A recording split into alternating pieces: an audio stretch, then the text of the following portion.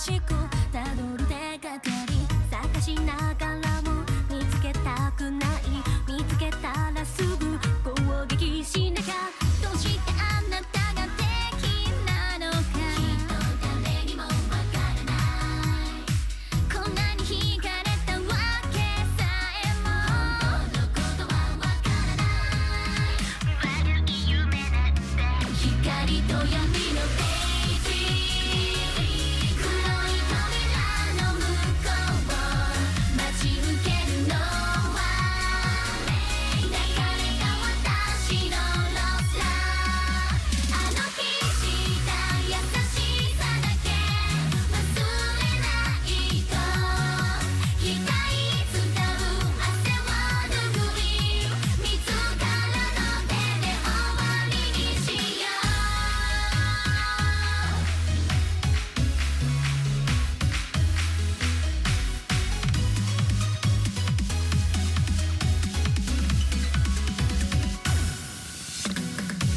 心の声を聞かないふりで走る私の矛盾が揺れる。愛しい気持ち許せない気持ち問いただしたい。弱さが